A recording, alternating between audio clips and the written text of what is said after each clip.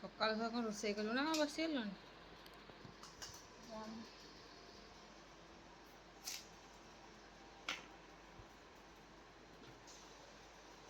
ଜୟ ଜଗନ୍ନାଥ ସାଙ୍ଗମାନେ, ସ୍ୱାଗତ କରୁଛି ମୋର ଆଜିର ବ୍ଲଗ୍କୁ। ତ ଆଜି ସକାଳୁ ସକାଳୁ ରୂପା ତାର ବସିକି କଟାକଟି ଚଲେଇ, ତ ମୁଁ ପଚାରିଲି କ'ଣ ପାଇଁ କଟାକଟି କରୁଛି। ତ ସକାଳୁ ଧରିକି ତାର ସବୁ ଜିନିଷ କଟାକଟି କରିଛି, କାହିଁକିନା ସକାଳୁ ଆମର ଜୁସ୍ ସବୁ ବନିଥାଏ, ସେସବୁ ଜିନିଷ ସେ କଟାକଟି କରୁଥିଲା।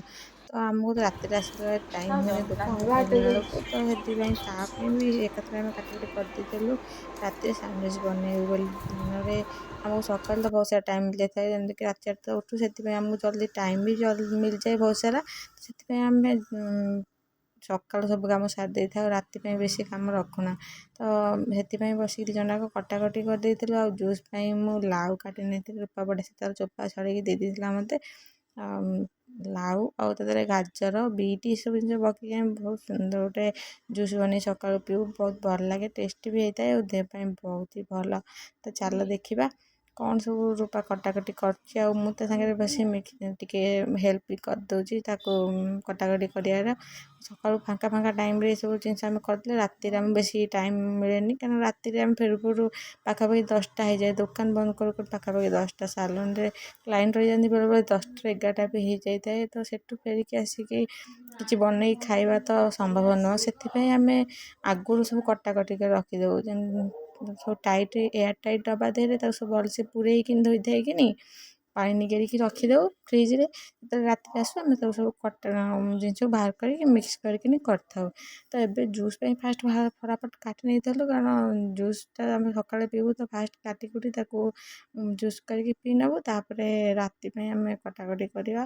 ତ ରାତି ପାଇଁ ରୂପା ବଢ଼ିଆ ସେ ଗାଜର ଗ୍ରେଟ୍ କରି ନେଇଥିଲା। ଗାଜର ପୁରା ଛୋଟ ଛୋଟ ପିସ୍ କରି ଯେମିତି ଗ୍ରେଟ୍ ହେଇଯିବ ସେଇ ଟାଇପ୍ର ଭଲସେ ଗ୍ରେଟ୍ କରିଥିଲା। କାଟିଲେ ତ ଏତେ ଛୋଟ ଛୋଟ ହେବନି, ତ ଗ୍ରେଟର୍ରେ ଗ୍ରେଟ୍ କରିନେଲେ ବଢ଼ିଆ ହେଇଯିବ। ତ ଭଲସେ ରୂପା ତାକୁ ଦେଖୁ ତ କେତେ ବଢ଼ିଆ ସେ ଗ୍ରେଟ୍ କରିନେଇଥିଲା। ତା ପାଇଁ ଆମେ କ୍ୟାପ୍ସିକମ୍ ବି ୟୁଜ୍ କରିଥିଲୁ। ତାପରେ ତା ଦେହରେ କୋବି, ବନ୍ଧାକୋବି ପକେଇଥିଲୁ। ବହୁତ ସାରା ଜିନିଷ ଆପଣ ଆଡ଼୍ କରିପାରିବେ ସାଣ୍ଡୱିଚ୍ରେ। ତ ଆପଣଙ୍କ ଫେଭରାଇଟ୍ ପରିବା ହିସାବରେ ଆପଣ ଯାହା ପସନ୍ଦ କରନ୍ତି ସେଇ ଜିନିଷ ଆଡ଼୍ କରିପାରିବେ। ଯାହାକୁ ପସନ୍ଦ ଯାହା ସେ ସବୁ ଆଡ଼୍ କରନ୍ତି। ତ ମୁଁ ଆ ଦେହରେ ବହୁତ ସାରା ଭେଜ୍ ଜିନିଷ ପକେଇଥିଲି, ମୋତେ ବହୁତ ସାରା ପସନ୍ଦ ଭେଜିଟେବୁଲ୍ ଜିନିଷ ସବୁ। ଆଉ ରୂପା ସାଙ୍ଗରେ ମୁଁ ବି କାଟିବାକୁ କିଛିଟା ହେଲ୍ପ କରିନେଇଥିଲି। ସେ ଫଟାଫଟ ତା ସହିତ ମିଶିକି ଆମେ 2 ଜଣ ମିଶିକି ଫଟାଫଟ କଟ୍ କରିନେଇଥିଲୁ, ଯେମିତିକି ଆମର କଟାକଟି ଜଲ୍ଦି ହେଇଯିବ। ତ ମୁଁ ଏପଟେ କଟାକଟି କରିଥିଲି ଜୁସ୍ ପାଇଁ, ରୂପା କଟାକଟି କରିଥିଲା ତାର ଇଏ ପାଇଁ ସାଣ୍ଡୱିଚ୍ ପାଇଁ। ତ ସାଣ୍ଡୱିଚ୍ କରୁ କରୁ ତାର ତାର କଟାକଟି ସରିନଥିଲା, ତ ମୁଁ ତା ସହିତ ଟିକେ ହେଲ୍ପ ବି କରିଦେଇଥିଲି ସାଣ୍ଡୱିଚ୍ ପାଇଁ। ଆଉ ଦେଖିପାରୁଥିବେ କେତେ ବଢ଼ିଆ ସେ ଟିକ୍ ଟିକ୍ କରି ବହୁତ ଜଲ୍ଦି ଜଲ୍ଦି କାଟି ଦେଉଛି। ମୋତେ ଟିକେ କାଟିବା ବହୁତ ଭଲ ପ୍ରାକ୍ଟିସ୍, ଟିକେ ପନିକିରେ କାଟିବା ଭଲ ପାଏ। ମୋତେ କିନ୍ତୁ ଏଥିରେ ଛୁରୀରେ କାଟିବା ବହୁତ ପସନ୍ଦ, ଜଲ୍ଦି ଜଲ୍ଦି କାଟେ। ତ ରୂପା ଦେଖିପାରୁଥିବେ ଫାଇନାଲି ତାର ଏବେ କୋବି ବଢ଼ିଆ ସେ କୁନି କୁନି କରି କାଟି ନେଉଛି। ଆଉ ତାପରେ ଟମାଟୋ ଭଲସେ ପୁରା ଟିକ୍ ଟିକ୍ କରି କାଟିକି ଆମେ ତା ଦେହରେ ଆଡ଼୍ କରି ରଖିନେବୁ ଫ୍ରିଜ୍ରେ।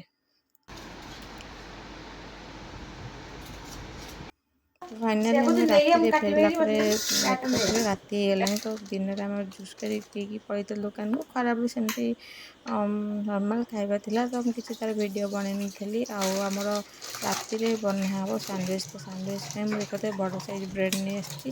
ତ ପୁରା ବଡ଼ ବଡ଼ ସାଇଜ୍ ବ୍ରେଡ଼୍, ସେ ବ୍ରେଡ଼୍ରେ ଆମେ ବଢ଼ିଆ ସେ ବନେଇବା ଗୋଟେ ସାଣ୍ଡୱିଚ୍। ତ ବ୍ରେଡ଼୍କୁ ମୁଁ ଫାଷ୍ଟ ସାଇଜ୍ କରି ରଖିଦେଇଛି। ଆପଣ ଚାହିଁବେ ଯଦି ବଟର୍ ବି ଆଡ଼୍ କରିପାରିବେ, ବିନା ବଟର୍ରେ ବି କରିପାରିବେ, ତେଲ ବି ଆଡ଼୍ କରିପାରିବେ, ନିଜ ଚଏସ୍ ଉପରେ ନିର୍ଭର କରେ। ତ ଏଇସବୁ ପରିବା ଆମେ ସକାଳେ କାଟିକି ରଖିଥିଲୁ, ତାକୁ ସବୁ ମିକ୍ସ କରିନେବା ଫାଷ୍ଟ। ତା ଦେହରେ ଟିକେ ହାଲକା ଲୁଣ ଆଉ ଗୋଲମରିଚ ପକେଇକିନି ତା ଦେହରେ ଆମେ କ'ଣ ପକେଇଛୁ, କ୍ୟାପ୍ସିକମ୍ ପକେଇଛୁ, ଟମାଟର ଆଉ କଞ୍ଚା ପିଆଜ, ତା ସହିତ ଆମେ ଆ ଦେହରେ କୋବି ଆଉ ଧଣିଆ ପତ୍ର ଆଉ କଞ୍ଚା ଲଙ୍କା ବି ପକେଇଛେ।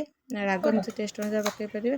ତ ପିଆଜ ତ ସକାଳେ କାଟିନଥାଏ, କାରଣ ପିଆଜ କାଟିକି ରଖିଲେ ଖରାପ ହେଇଯାଇଥାଏ। ସେଥିପାଇଁ ପିଆଜକୁ ମୁଁ ଏବେ କାଟିକି ଭଲସେ ଟିକ୍ ଟିକ୍ ପୁରା ପତଳା ପତଳା କରି କାଟିଥିଲି। ତାପରେ ତାକୁ 2 ପିସ୍ କରିନେଇଥିଲି, ଯେମିତିକି ସେ ଭଲସେ ମିକ୍ସ ହେଇଯିବ ସବୁ ପରିବା ସହିତ। ତ ରୂପା ତାକୁ ଭଲସେ ହାତରେ ମକ୍କିକି ମିଶାଇଥିଲା, କାରଣ ସେ ଭଲସେ ମିଶିଗଲେ ହିଁ ତା ଦେହରେ ଦବାକୁ ସୁବିଧା ହେବ। ତ ଗୋଟେ ଗୋଟେ ବଡ଼ ବଡ଼ ସାଇଜ୍ ଦେଲା ବେଳକୁ ସେ ଭଲ ସେଥିରେ ସିଝି ନଥାଏ, ବହୁତ କଞ୍ଚା କଞ୍ଚା ରହିଥାଏ। ଆଉ ତା ସ୍ମେଲ୍ ବି ଅଲଗା ଟାଇପ୍ର ହେଇଥାଏ। ତ ତାକୁ ବଢ଼ିଆ ସେ ଟିକି ଟିକି କରି କାଟି ନେଲେ ଭଲସେ ମିକ୍ସ ହେଇଥାଏ। ତ ଭଲସେ ତା ରୂପା ଦେଖିପାରୁଥିବେ କେତେ ବଢ଼ିଆ ସେ ମିକ୍ସ କରିନେଉଛି। ତା ଦେହରେ ମୁଁ ଆମର ସ୍ୱାଦ ଅନୁସାରେ ଲୁଣ ଆଉ ଗୋଲମରିଚ ଗୁଣ୍ଡ ବି ଆଡ଼୍ କରିନେଇଥିଲି। ତାପରେ ଆମର ଦେଖିବ ତ ବ୍ରେଡ଼୍ ପୁରା ବଢ଼ିଆ ସେ ହେଇଯାଇଛି। ତ ତା ଦେହରେ ଆମେ କୋବି ଆଉ ଗାଜରକୁ ବି ଫାଇନାଲ୍ ମିକ୍ସ କରିନେବା ଭଲସେ ସବୁ ଚକଟିକି ନେଇ ତାଦେହରେ ଗାଜର ଆଉ କୋବିକି ଭଲସେ ମିକ୍ସ କରିନେବା ଯେମିତିକି ତାର ପାଣି ଅଂଶ ବାହାରିବନି। ତ ପାଣି ଅଂଶ ବାହାରିଗଲେ ବେକାର ହେଇଯିବ। ତ ଜଲ୍ଦି ଜଲ୍ଦି ଯେମିତି କରିବା ଯେମିତି ପାଣି ଅଂଶ ନ ଆସିବ। ପାଣି ଅଂଶ ଲୁଣ ପକାଇବା ମାତ୍ରେ ପାଣି ଅଂଶ ଆସିଯାଇଥାଏ। ଯେମିତି ପାଣି ଅଂଶ ନ ଆସିବ ସେଇ ହିସାବରେ ଆମେ ତାକୁ ଭଲସେ ମିକ୍ସ କରିନେବା। ତାପରେ ଆମର ବ୍ରେଡ଼୍ ବନେଇବା। ତା ଦେହରେ ସବୁଠୁ ଭଲ ଜିନିଷ ହେଉଛି ଚିଜ୍। ତ ଚିଜ୍ ମୋତେ ବହୁତ ସାରା ପସନ୍ଦ, କିନ୍ତୁ ଚିଜ୍ ଦେହ ପାଇଁ କେତେ ଭଲ ସେଇଟା ତ ମୁଁ ଜାଣିନି। ମୁଁ କେବେ ତା ଉପରେ ତା ବିଷୟରେ କେବେ ସେମିତି ଇଏ ବି ସର୍ଚ୍ଚ ବି କରିନି। ତ ମୋତେ ଚିଜ୍ଟା ବହୁତ ସାରା ପସନ୍ଦ, କିନ୍ତୁ ରୂପା କହେ ଚିଜ୍ ଅଧିକା ପକାଅନି। ତ ସେଥିପାଇଁ ମୁଁ ଚିଜ୍କୁ ବହୁତ ହି କମ୍ କ୍ୱାଣ୍ଟିଟିରେ ପକାଇଥିଲି। ଗୋଟେ ଲେଖା ସ୍ଲାଇସ୍ 2ଟା ବ୍ରେଡ଼୍ରେ ପକାଇଥିଲି। ତ ଆପଣ ଟେଷ୍ଟ ଅନୁସାରେ ନିଜ ଚଏସ୍ ଅନୁସାରେ ପକାଇ ପାରିବେ। ମୁଁ କିନ୍ତୁ ବହୁତ କମ୍ ପକାଇଛି। ଗୋଟେ ଲେଖା ସ୍ଲାଇସ୍ ଗୋଟେ ଲେଖା ବ୍ରେଡ଼୍ରେ ପକାଇବା କଥା, ମୁଁ 2ଟା ବ୍ରେଡ଼୍ରେ ପକାଇଛି। ରୂପା କହିଥିଲା ସେଇଟା ଅଧିକ ହେଲ୍ଦି ନୁହଁ, ତ ସେଥିପାଇଁ ମୁଁ ପକାଇ ନଥିଲି। ତ କେତେ ହେଲ୍ଦି ସେଇଟା ତ ମୁଁ କହିପାରିବିନି ଦେହ ପାଇଁ ସେଇଟା। ତ ମୁଁ ଏଠି କୌଣସି ପ୍ରକାର ତେଲ ବଟର୍ କିମ୍ବା କୌଣସି ପ୍ରକାର ଅଏଲ୍ ବି ଏଠି ୟୁଜ୍ କରିନି। ନର୍ମାଲି ଖାଲି ବ୍ରେଡ଼୍ରେ ମୁଁ କରିଛି। ଆଉ ଚିଜ୍ ତାପରେ ହାଲ୍କା କରିଛି। ଚିଜ୍ଟା ମୋତେ ବହୁତ ସାରା ପସନ୍ଦ। ଆଉ ଚିଜ୍ ନିଜ ଚଏସ୍ ଅନୁସାରେ ସମସ୍ତେ ପକାଇ ପାରିବେ। ତ ଫାଷ୍ଟ ବ୍ରେଡ଼୍ରେ ତ ମୁଁ ବହୁତ ସାରା ଚିଜ୍ ପକାଇଥିଲି, କାରଣ ମୁଁ ଖାଇବାର ଥିଲା ବ୍ରେଡ଼୍ଟା, ସେଥିପାଇଁ ବହୁତ ସାରା ପକାଇ ଦେଇଥିଲି। ଆଉ କେତେ ବଢ଼ିଆ ସେ ଦେଖିବ ତ ଚିଜ୍ ତା ଦେହରେ ଆଡ଼୍ କରିଦେଲି। ମୋତେ ଚିଜ୍ ବହୁତ ସାରା ପସନ୍ଦ। ଆଉ ଚିଜ୍ ନ ଲାଗିଲେ ତ କିଛି ବି ହେବନି। ଆଉ ହଁ, ଚିଜ୍ ଯଦି ଆପଣ ଆଡ଼୍ କରୁଛନ୍ତି ଲୁଣ ଟେଷ୍ଟ ଅନୁସାରେ ନୁହଁ, ଟିକେ କମ୍ ପକାଇବେ, କାରଣ ଚିଜ୍ ବି ହାଲକା ସଲ୍ଟି ହେଇଥାଏ। ଯେଉଁଟା ନମକ ନମକ ଲାଗିଥାଏ। ସେଇଟା ଖାଲି ଚିଜ୍ କେବେ ଖାଆନ୍ତୁ ଜାଣିପାରିବେ। ଚିଜ୍ ଯଦି ପକାଉଛନ୍ତି ତାହେଲେ ଲୁଣ ଟିକେ କମ୍ କରି ପକାଇବେ। ତ ଚିଜ୍ର ଟେଷ୍ଟଟା ପରଫେକ୍ଟ ରହିବ, ନହେଲେ ଲୁଣିଆ ଲାଗିବ। ଚିଜ୍ ସହିତ ଯେତେବେଳେ ଲୁଣ ମିଶିଯିବ ବହୁତ ସାରା ଲୁଣ ହେଇଯିବ। ତ ଲୁଣ ଟିକେ କମ୍ କରି ପକାଇବେ। ଟିକେ ଅଲଣା ଲାଗୁଥିବ, ଚିଜ୍ ତାକୁ ବଢ଼ିଆ ଆସେ ଭଲସେ ପୁରା ମିକ୍ସ କରିନେବ।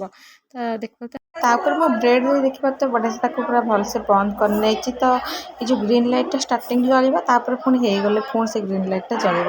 ତ ଟାଇମିଂ ତାର ସେଇ ଟାଇମିଂ ସେଇଥିରେ ରହିଯାଉଛି। ତ ଆପଣ ଯଦି ଜାଣିପାରନ୍ତି 5 ମିନିଟ୍ ଭିତରେ ପାଖାପାଖି ହେଇଯାଉଛି। ତା ଭିତରେ ଆପଣ ଚେକ୍ ବି କରିପାରିବେ ଖୋଲିକିନି।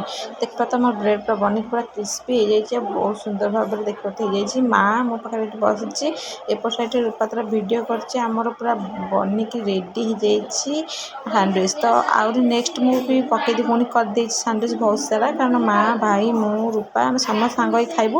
ସେଥିପାଇଁ ଆମେ ବହୁତ ସାରା ବନେଇଥିଲୁ, ଗୋଟେ ଦୁଇଟା ନୁହେଁ।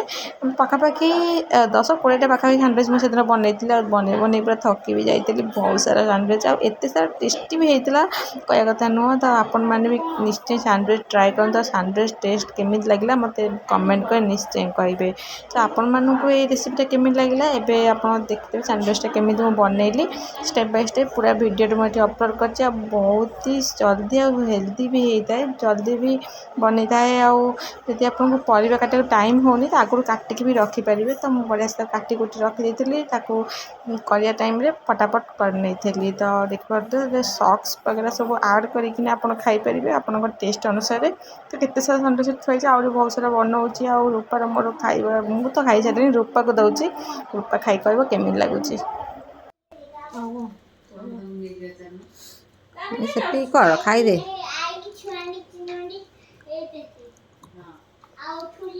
ନରମ ହେଇଯିବ, ସକ୍ସ ପକେଇ ଦେଇଛି। ସେ ଖାଲି ପାଉଟା ମୋତେ ମୁଁ ଖାଇବି।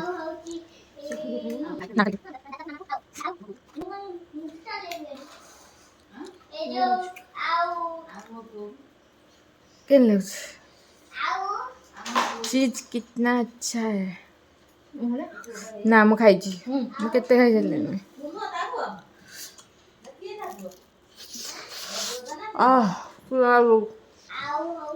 ଆମେ ତ ବହୁତ ସାରା ସାଣ୍ଡୱିଚ୍ ଖାଇଲେ। ଆପଣମାନଙ୍କୁ କେମିତି ଲାଗିଲା କମେଣ୍ଟ କରି ନିଶ୍ଚୟ କହିବେ। ରଖୁଛି, ଜୟ ଜଗନ୍ନାଥ ସାଙ୍ଗମାନେ।